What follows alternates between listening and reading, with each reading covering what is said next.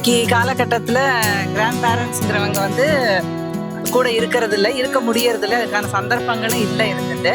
ஆனால் இந்த மாதிரி ஸ்கூலில் ஈவெண்ட்ஸ் நடத்துறதுனால குழந்தைகளுக்கு வந்து தாத்தா பாட்டியோட அருமை, தாத்தா பாட்டினா யாரு, ஒரு ரிலேஷன்ஷிப்போட அருமை என்னங்கிறது வந்து புரிய வைக்கிறாங்க. பேரம் பேத்தியெல்லாம் எடுத்தாச்சு. இங்கே வந்து ஃபர்ஸ்ட் டைமாக நான் வந்து இங்கே என்ஜாய் பண்ணுறேன். நான் மட்டும் இல்லை, எங்களோட அம்மாவும் இங்கே வந்துருக்குறாங்க. இவங்க என்னை விட அவங்களுக்கு ரொம்ப சந்தோஷமாக இருக்குது. நம்மளோட அம்மாவை கூட்டிகிட்டு வந்து இந்த என்ஜாய்மெண்ட்லாம் பார்க்குறேங்கும் போது குழந்தைங்களை விட எனக்கு ரொம்ப சந்தோஷமாக இருக்குது. கிராண்ட்மா கிரேப்பா வர சொல்லி சொன்னாங்க. என்னடா நம்மளை போய் தொந்தரவு பண்ணுறாங்களே அப்படின்னு நினச்சேன். ஆனால் இங்கே வந்து பார்த்த பிறகு தான் அவங்க குழந்தைகளை எப்படி பார்த்துக்கிறாங்க, எந்த மாதிரி பண்ண சொல்கிறாங்க எல்லாமே தெரியுது. இந்த பள்ளிக்கூடம் எனக்கு புதுசு இல்லை. என் பொண்ணு இங்கே தான் படித்தது. நல்லபடியாக படித்து நல்லபடியாக வந்தாங்க. அதே மாதிரி நிர்வாகம், பள்ளி ஆசிரியர் அனைவருமே வந்து ரொம்ப நல்லா எல்லாமே பார்த்துக்கிட்டு இருந்தாங்க. குழந்தைகளை நல்லபடியாக பொறுமையாக, சின்ன குழந்தைகளெல்லாம் ரொம்ப பொறுமையாக நல்லபடியாக வளர்த்துட்டு இருந்தாங்க.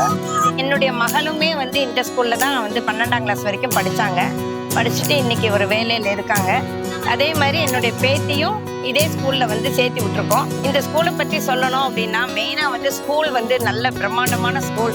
அதில் இருக்கிற ஆசிரியர்கள் பணி வந்து ரொம்ப சிறந்த பணி. அந்த பணியை வந்து இவங்க ரொம்ப திறமையாக நல்லா இன்முகத்தோடு அவங்க நல்லா பண்ணிட்டு இருக்காங்க.